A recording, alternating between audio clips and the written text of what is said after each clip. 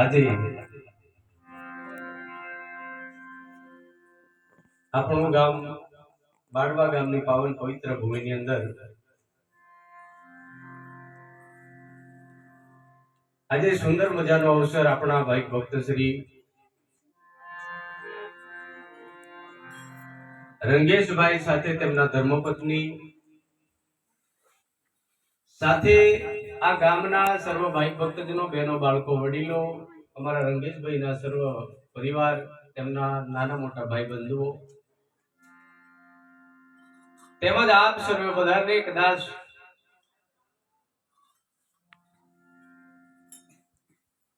અહીંયા ભગવાન રામદેવજી બાપાના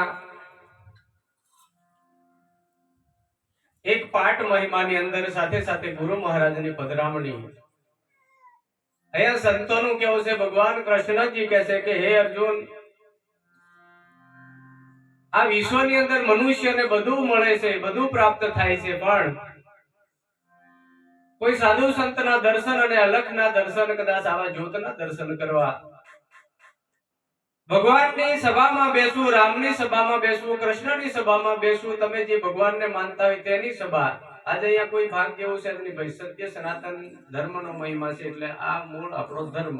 સંપ્રદાય આવે ને તો વાડો પડે, આ ધર્મ કહેવાય, આમાં કોઈ વાડો આવતો નથી. આપણે વાડો લઈને નહીં બેઠા, આપણે આખો વિશાળ ધર્મ લઈને બેઠા છીએ આજે.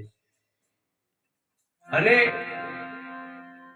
તમને અમને કદાચ બધાને સાથે મળીને હાથે બેસીને અહીંયા ભગવાન રામદેવજી મહારાજ એક જ્યોતિના સ્વરૂપે આપણે ઘરે, આપણા જ આંગણે, આપણા જ ગામમાં, આપણા સાનિધ્યમાં અહો ભાગ્ય આપણું કહેવાય કે જેથી કરીને આપણે આંગણે ભગવાન અલગ જ્યોતિના સ્વરૂપે પધાર્યા હોય એ માટે, અને સાથે સાથે તમને અમને બધાને દર્શનનો લાભ મળ્યો હોય એવા અમારા રંગીતભાઈ સાથે એમના સર્વ પરિવારને, આખા પરિવારને ખૂબ તાલીથી વધાવો સાહેબ. કારણ કે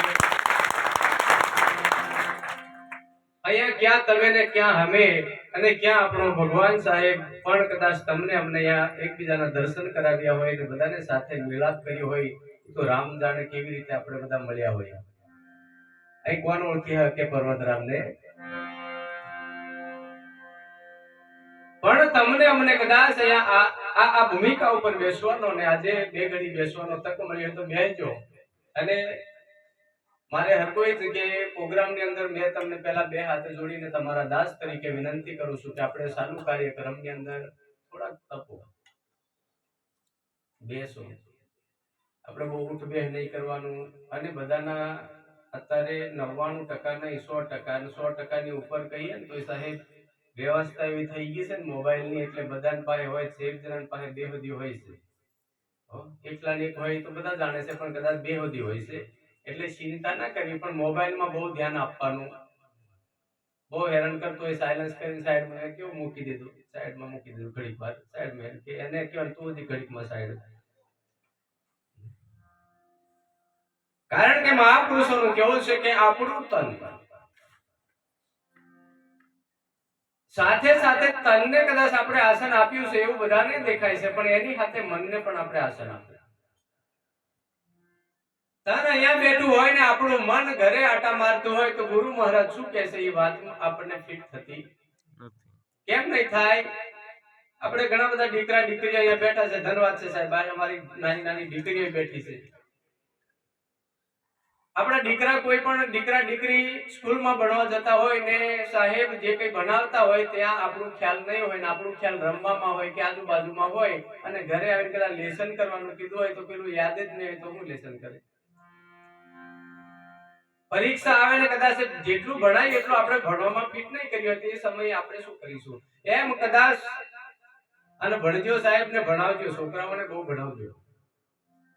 પહેલો આપણો મુદ્દો છે ને શિક્ષણ, અને શિક્ષણની સાથે સંસ્કાર. હું તો બધા પ્રોગ્રામમાં કહું છું શિક્ષણ પહેલું, પછી ધીરે ધીરે સંસ્કાર. નકરું શિક્ષણ હોય સંસ્કાર નહીં હોય તો પણ જિંદગી આપણી બધા મેળમાં આવતી. ભણેલા ગણેલા ઘણા છે, ભણેલા હોય તો ગણેલા નહીં હોય.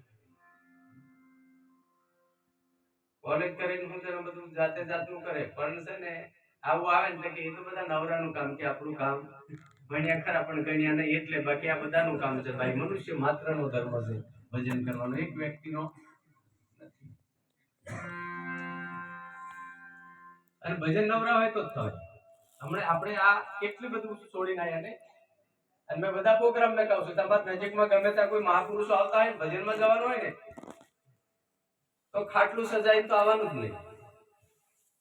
કેમ? તમારું ને મારું મન છે ને ભજન છોડાવે આપણને. પેલું પાથરીને કમ્પ્લીટ આયેલા હોય ને એટલે એ મારે ઘડી તઈ દાટા મારે, તઈ દાટા મારે. પેલું પથારી જોરદાર હોય ને એ પથારી મેં આપણી જિંદગીની પથારી ફરી જાય. એટલે એને એવું જ રહેવા દેવાના, આવતું રહેવાનું, પછી જીન હાવ દેખા જાય. અને હોય ને કઈ આપણી જિંદગીમાં કોઈ દાડે એમ આપણે થાક્યા છે કઈ આવ ઘણું કોઈ લીધું એમ કોઈ કહે છે? કોઈ દાડે મન આપણું કહે છે? નથી કહેતું સાહેબ. એ થાકે એવું જ નહીં. અને થાકે તો એક જ જગ્યા પર થાકે. કારણ ક્યાં થાકે? મન આપણું થાકે ને સાહેબ, તો સંતોનું કેવું છે કે જે દાડે એના પોતાનું કરવાનું આવશે ને એ દાડે થાકશે. હું ઘણા પ્રોગ્રામમાં કહું, તમે બધા ભાગશાળી છો, અહીં તમે બધા સમજો પણ હશો, ભક્ત પણ હશો. અમે તો પહેલી વાર આવ્યો છું એટલે કદાચ એવું નહીં સમજી લેવાનું કે અમે તમને કશું કહેવા માટે આવ્યા છીએ. મને તેમ લાગે મેં તમારા દર્શન કરવા આવ્યો છું. આટલા તમને બધા જોઈને મને એમ થઈ ગયું કે હા રોજ તો ભજન નહીં કરાવે, બાકી અઠવાડિયે રીત જમે એમ લાગે. પણ હવે અમુક પાછું કેવું કે આદત પડી ગઈ એટલે ગમે નહીં. તમે પ્રોગ્રામો રાખો તો, અને એમાં આપણે પ્રોગ્રામમાં કોઈ પૈસા એવું છે નહીં. પાછું એ પેલા કે રામ મહારાજ રોગ્યો છે ભજન નું કેમ કેવું કશું દાળ ભાજી રોટલો જે હોય એ ખવડાવી દેવાનું, બસ ભાઈ. એમાં આપણે સાયાજી ઇતના દીજે जिसमें कुटुंब समाए, मैं भूखा न रहूं और मेरे साधु ભૂખા ના જાય. ધન સંપત્તિ તો જગતમાં બધાને મળે છે. આજે રંગીતભાઈને અમે કાલે જ ચર્ચા કરી, અઠવાડિયાથી કહું છું. આ વિક્રમભાઈને બે વખત મેસેજ મેં કીધું રંગીતભાઈ ભજન રાખવા કે, પણ એવું ભજન કે સાહેબ મેં કીધું તમે બહુ ખર્ચો નહીં કરતા. કારણ કે મેં એક જ વાર આવેલો અહીંયા, બહુ મને અનુભવ નહીં. મેં તમે થોડો ખર્ચો માપનો કરજો, જમાડો હોય દાળ ભાત કરજો, અને આવો પાઠ નહીં ગોઠવો છે. મેં કીધું આપણે એક દીવો હલગાઈને ભજન હમણાં કરી લઈશું, પછી પાઠ કરીશું. પણ આ ભાઈ ભક્તો હોય કે નહીં બાપુ કે નહીં, તે પાઠ પૂરો નતા આપણે. મેં કીધું અમે તો બરાબર જ છે, પણ તમને હજી કોઈ કેવું છે એ પાછું અમારે બધું જોવાનું ને એમ. અમે તો બધું તમને એમ કે વાપરી નાખો ને, વાપરી નાખો તો વાંધો નહીં, વાપરે પછી ચિંતા નહીં હોવી જોઈએ. તો ધોરણ સદી પોતાની કાયા ઘેરી મેકીને સાધુને જમાડ્યા, પણ સાહેબ એ જિજ્ઞાસા ભજનમાં હતી, ભક્તિમાં હતી. અને આજે આપણે 100 રૂપિયા વાપરીને કાલે બે માણસ એ મહારાજ નમતો બોલાવ્યા, આપણે બધી 5-5 આપણે વાવેલું થાય, વાવેલું કોતરી નાખો બગડી જાય કે નહીં? એટલે વાવી નાખો પછી વારે કોતરવાનું. તમે આંબાનો ગોટલો આપણે રોપીએ, આજે રોપ્યો હોય કાલ પાછા કોતરીને વાળીએ, કેવું છે ઉગ્યું નહીં? પાછા હાંજે ડાબી દે, હવારે વેગ જ જતા પાછા એમ કોતરી જોઈએ. એમને એમ 2-4 વખત ખોતરો તો પેલો પોયો હોય તે મરી જાય, પછી આંબો કઈથી થાય? ડાબી દીધું એને પછી બહુ માથાકૂટ કરાય. આપણે નાના છોકરા નહીં, પેલા ઘણી વખત આપણે નાના હતા ને, અરે આપણે પેલા અનુરાગ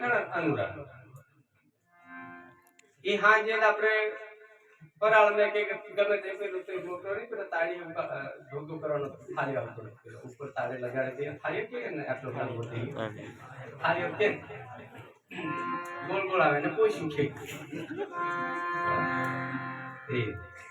એમાં થોડા પેલા આ ઢોળા સોલે તેના સોતરા કાતો એવું કરીને અનુરાતે. પણ પાકે કયા ખબર છે તમને? ઉગડેલા હોય ને ત્યાં જ પાકે. કાચો માલ ઉઠાઈ લીધેલો હોય ને એ કાળા થઈ જાય, પણ કોઈ દાડ પાકે. આ બધો ઉગડેલો માલ મને દેખાય છે, લગભગ પૂજાયેલા નહીં લાગે, કેમ કે ખીલેલો માલ છે. આજે ડાબ્યા હવારે પાછા જઈને સપતી દો, એમ બે હાથે મેળ પાડી દો તોય નહીં, પછી એમ મેળ પાડે તોય નહીં, પછી પીંડા ગાડી ચાલુ કરી દે, ફાડી નાખે, ખાવા જેવું રે. ભગવાને આવી સરસ જિંદગી આપી છે સાહેબ, મસ્ત પાકી થવા દીધી. જિજ્ઞાસા જગાડો હરિના ભજનમાં, જિજ્ઞાસા જગાડો પરમાત્માના નામમાં. કર્મના ભજનનો વેપાર હે હરિ તારા નામનો યાદ કર્મ અને ભજનનો વેપાર હરિ તારા નામનો આધાર સાહેબ આપણને કદાચ આ વિશ્વની અંદર કાંઈ નહીં થાય તો ચાલશે માત્ર પરમાત્માના નામનો એક આધાર લે આપણો તારણહાર કોણ છે આપણો તારણહાર આ વિશ્વની અંદર હોય તો પરમાત્મા છે પરમાત્માનું ભજન કરવું મનુષ્ય માત્રનો હક છે આપણા બાપાના સર્વે નંબરમાં જેટલાના નકલમાં નામ હોય એટલાનો બધાનો હિસ્સો લાગે આપણી સમાજમાં સારું છે કે ભાઈઓ એટલા બાકી અમુક ઠેકાણે તો અમારે વાતો કરતા બરોડામાં એક બે ભાઈ કાઠિયાવાડ બાજુના હતા અમારે તે બધાને લાગુ પડે જેટલા હોય એ સર્વની અંદર કદાચ બધા સર્વે નંબરમાં બધાનો હિસ્સો લાગે એમ પરમાત્માના ભજનમાં આપણો બધાનો હિસ્સો લાગે આજે કદાચ રંગીત ભાઈ એમને એક ખર્ચ કરીને આપણને બધાને ભગવાનની જ્યોતના દર્શન અહીંથી આપણે રણુજા ના જઈ શકીએ પણ રણુજા વાળો કદાચ અહીંયા આવે તો એ આપણે દર્શન કરી લઈએ ભગવાન રામદેવજી મહારાજે કીધું હરજીને નહીં હરભુજીને કીધું હે હરભુજી આ કલિયુગમાં કોઈ મારો સાધુ સંત પવિત્ર પુરુષ મારા નામની જ્યોત લઈને બેસે અને ત્યાં સાધુ સંતો બેસીને કદાચ મારું નામનું ભજન કરે અને જ્યોતના નિમિત્તે બેસે ત્યારે હું ચોક્કસ ત્યાં હાજરી આપું છું અને ભગવાન તો દયાળુ છે પરમાત્મા દયાળુ છે આપણે અંતના સમયે આપણે ક્યાં જઈશું શરીર છે આપણને શરીર મળ્યું છે કેટલા વર્ષ સુધી ચાલશે આ ગાડી અમે રસ્તામાં આવતા આવતા જ વાત કરી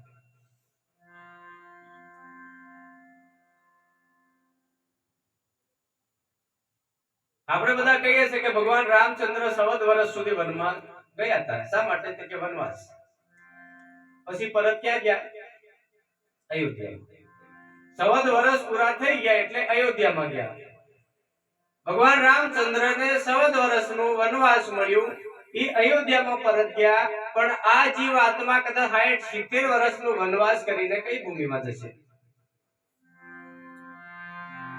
પેલા તો અયોધ્યા ગયેલા આપણે હવે નક્કી કર્યું એટલે કહેશે જ્યોતિ કિન ઘર સે આઈ કિન ઘર જા રહી સમાય મેરે સદગુરુ ભેદ બતાઈ અખંડ ઘરથી આવ્યો કીધો નગરમાં એટલે કે કાયા નગરમાં વાસ કંચન સતકરણી કરે તો નિજ ઘર જા રહી સમાય નિજ ઘર એટલે કયું તે કે સત્ય સત્ય એટલે કયું તે કે પરમાત્મા પરમાત્મા એટલે શું તે કે અલગ લખવામાં આવતો જેને નકલંક આપણે કહીએ છીએ કે કોઈ કલંક વગરનો પુરુષ જે નકલંક છે જેને કલંક નથી નેજારી કહીએ છીએ જેમાં ઝાર નહીં હોય નેજારી આપણે બધા નહીં ગાવે કે સારો નિર્મળ સંતને ભેટી એમ કે સીધી એમ પણ અત્યારે તો બધા અમારા આ પરણભાઈ જેવા કલાકારો જાતે જાતનું એ કશું ચોપડે આપણે નહીં પાડવાનું ઠોકી દેવાનું જે આવ્યું પેલું આપણે નહીં પેલા ભજન ગાવે ને રૂખડ બાવા તો હળવો હળવો હાલ જો પેલા એમ ગાવે રૂખડ બાવા તો હળવો હળવો હાલ જો તો પેલા આવા સમજ્યા વગર ના તેમ કે ઉખડ બાવા